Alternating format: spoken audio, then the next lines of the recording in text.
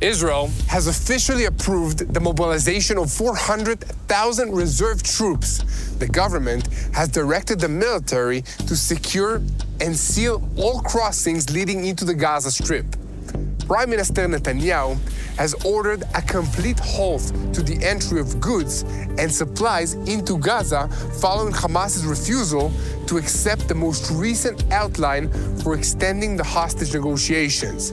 Additionally, the United States Secretary of State Marco Rubio has signed a declaration to fast-track the delivery of $4 billion in military assistance to Israel. The renewal of the ceasefire deal is hanging by a thread, and the possibility of war is looming large.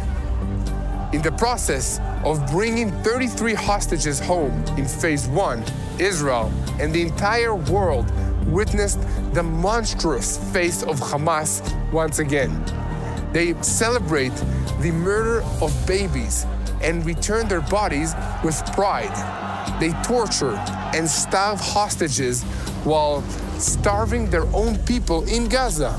There is no clear path for a new phase of this ceasefire, and the original Phase 2 calls for a full withdrawal of Israeli forces from Gaza and the establishment of a new governing authority instead of Hamas.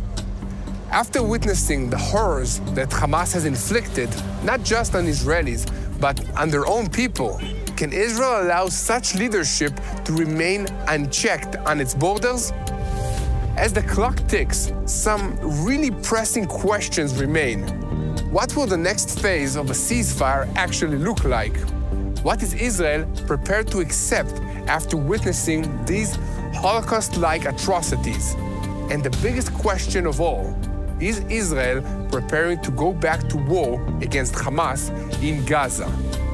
Before we dive deeper and uncover the answers to these critical questions, make sure to subscribe, like, and share, and stay ahead of this story.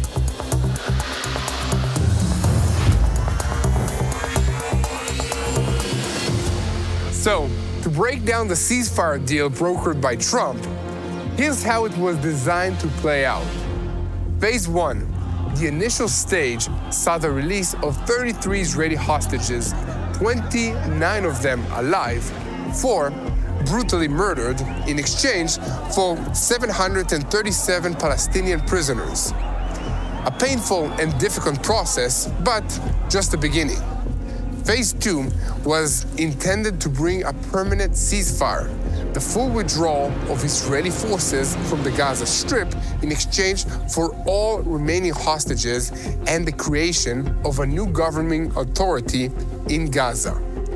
But with Hamas still glorifying terror and refusing to step down, Israel cannot responsibly accept these terms. And then there's Phase 3, the plan to rebuild Gaza after the coming years.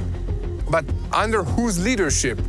After everything that Israel has seen, the atrocities, the torture, the celebrations of murdered civilians, the real question remains, what happens next? I'm meeting with Mati Shoshani for a nice stroll here at Saker Park, Jerusalem's largest green space, spanning approximately 170 acres. This beautifully maintained park reflects Israel's dedication to nurturing public spaces where families and children can freely run, play, and enjoy picnics. What's up, Mati? Hey, Yair. It's good to see you again. Long time no see. You jet lagged? A little. a little. Yeah, let's walk. So, Mati, you think that this ceasefire agreement that Witkoff is proposing will hold? You think that Hamas and Israel will both accept it? Only Israel accepted it for now. I don't think we're going back to a ceasefire. You think we're going to war? No. But that's my concern, is that we're doing neither. We're not going to have a ceasefire. We're not going to have a Phase 2 to the agreement. So what's going to be?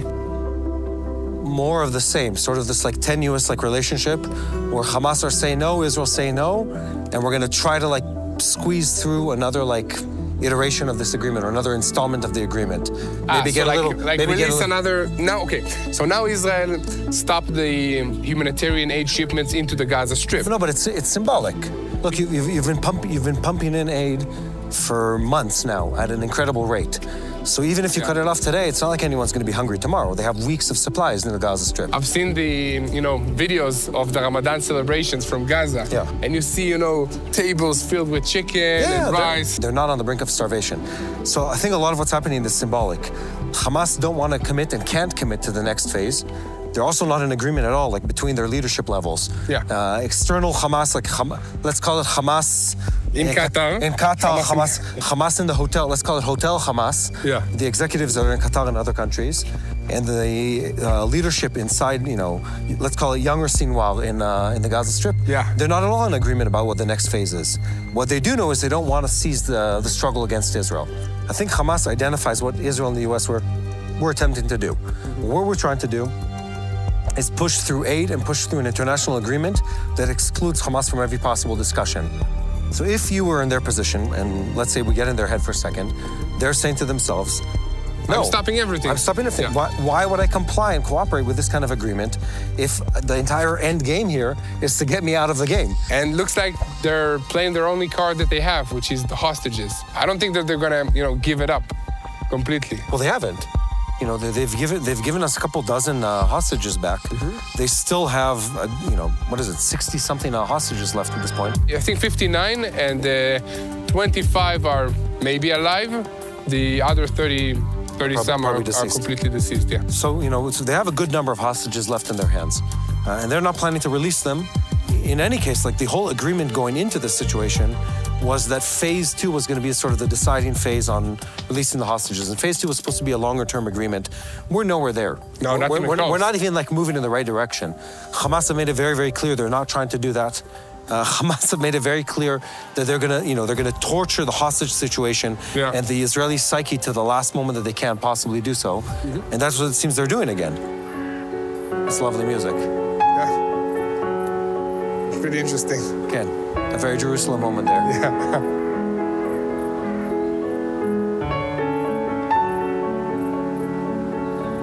I want to remind everyone, if people have been living under a rock when it comes to Israel, we saw, this last month, we thought Hamas went as low as it could possibly go. And then we saw that they went a lot lower. Yeah, I mean, you have the, the Bivas family, where the father comes back, only to find the day he comes back to the country that Hamas brutally murdered his wife and their 2 young children, a 4-year-old and a 1-year-old. They threw rocks at the bodies and shrapnel to make it look like they died of a building collapsing because of an Israeli airstrike. Look at all the celebrations that were taking place as they are carrying the bodies of the Israeli children. In the most recent negotiations between Israel and Hamas, United States envoy Steve Witkoff outlined a temporary ceasefire for the period of Ramadan and Passover. On the first day of this deal, half of the hostages, both alive and dead, will be released. And at the end, if an agreement is reached on a permanent ceasefire, the remaining hostages, both alive and dead, will be released. United States envoy Witkoff proposed the outline for extending the ceasefire agreement after he was convinced that at this stage there was no possibility of bridging the positions of the parties, Hamas and Israel, to end the war, and that more time was needed for talks on a permanent ceasefire solution for Gaza. While Israel agreed to the Witkoff plan with the aim of returning our hostages, Hamas has so far stuck to its refusal to accept this plan. Netanyahu's firm stance reflects Israel's resolve to stop these monsters that are responsible for atrocities and acts of terrorism. So, it looks like unless Hamas brings out the white flag and surrenders, we may be back at war very soon. This is something people might not be aware of. Our army is gearing up towards another attack in the Gaza Strip.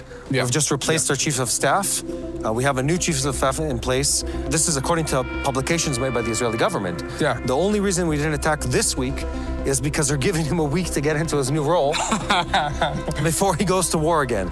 Wow. The new chief of staff. And you have all the IDF reserve units that are actually ready on the borders of Gaza to maneuver and to do whatever is called of them. Yeah, and again, people need to remember that as far as the IDF is considered, the war never really ended. Yeah.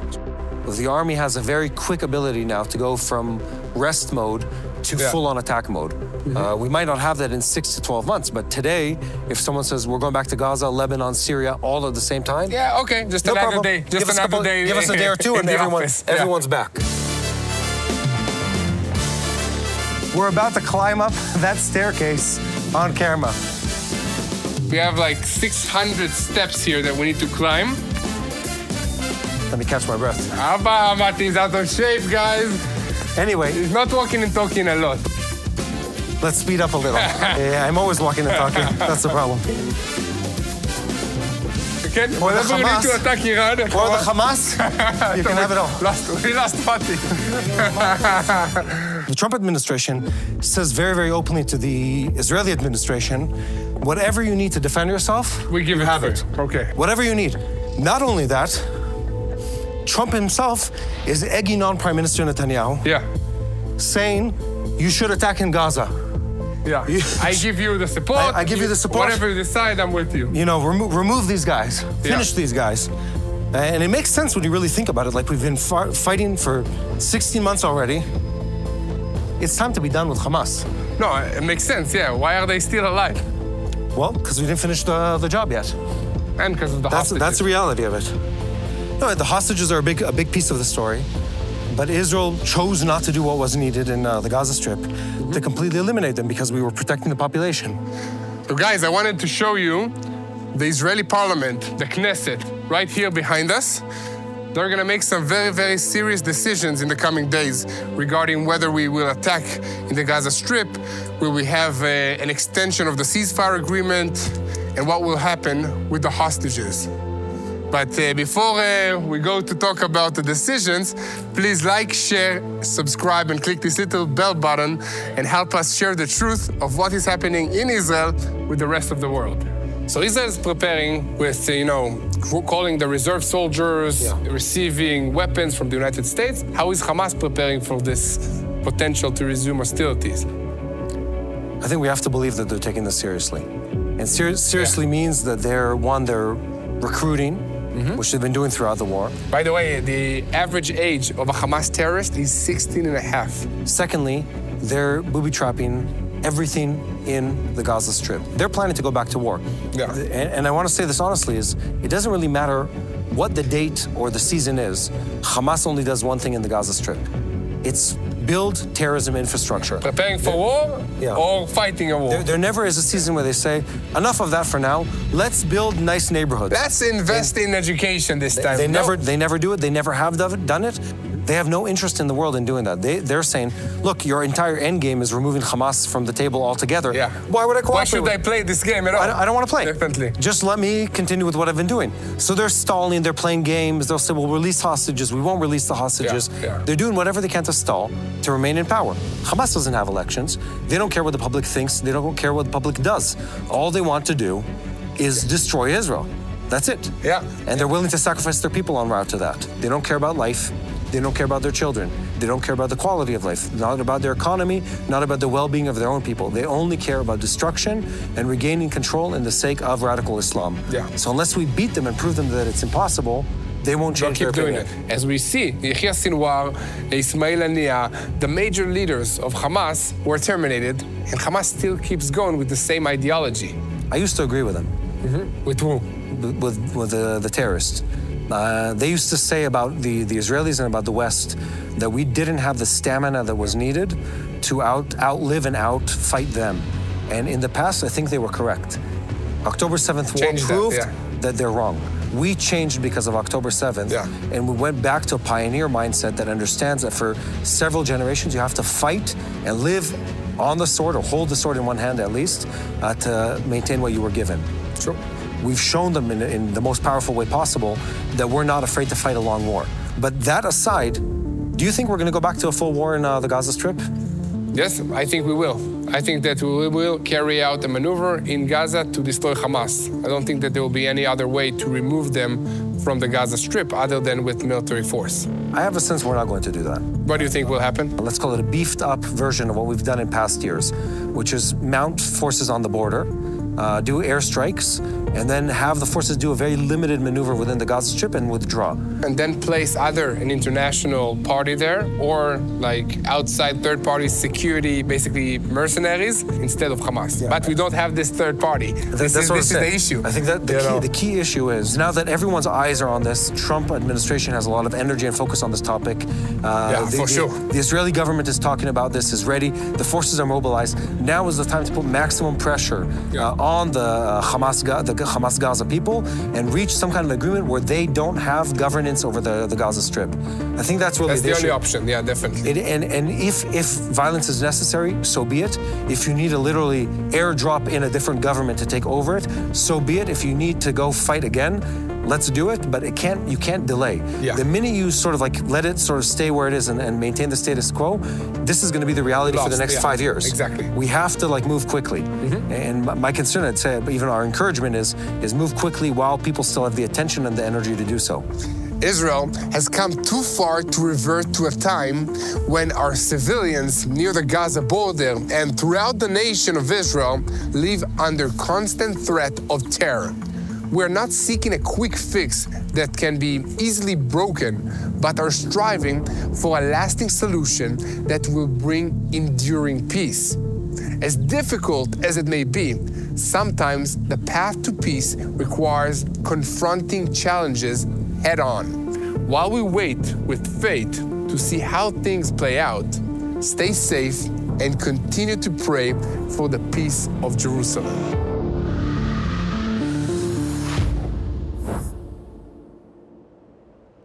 Hello, this is Mati here in Jerusalem with TBN Israel. This is Yair Pinto from TBN Israel here in Jerusalem. TBN Israel is keeping viewers informed with Israel-focused news, culture, and what God is doing in this land. Support TBN Israel today online at tbn.org/Israel. Thank you.